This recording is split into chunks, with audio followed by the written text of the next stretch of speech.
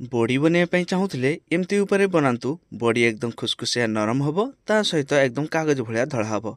प्रथम आम बिरी को भांगिकी पानी बतुरेक रखीद 5 ରୁ 6 घंटा। तापर पानी देकी भल भाव धोईकी ऊपर पानीटा बाहर करदे चोपा किसी बाहर जीव।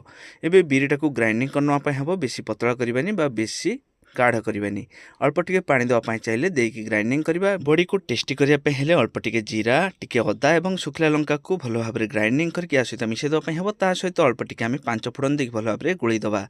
एबे चलतु बड़ी देवाई कि गोटे जाल कि मशारी आम देपर जहाँफल खूब सुंदर भाव बड़ी उठी आसो। एबे देखो एमती गोटे जिनस आम बनईचु या तेल हाथ कर बुले दबा। एबे गोटे बड़ पात्र अल्प अल्प बिरी बटा ता सहित स्वाद अनुसार लुण देकी भल भाव यहाँ फेंटिया हम। फेंटू फेंटू देखिए पूरा धड़ा रंगर हो। एबे यहाँ भल भाव फेंटा है कि नहीं जानापी कि गोटे ताटिया पानी नहीं टी पकेले जब उपरको भाषो ताले जानवे यहाँ फेंटा होपर हाथ में एमती छोट छोट गोल गोल करके मशारी उपर देदेले टाण खरार जब आम सुखेदेवा गोटे दिन कि 2 दिन भितर यहाँ सुखीज। सुखापी लेट हेल्ले कि बड़ी शक्त हम और बड़ी कला रंगर हम। देखिए जब टाण खरार आम बड़ी देदेवा ताल गोटे दिन भितर सुखीज के सुंदर उठी आसुची देखु।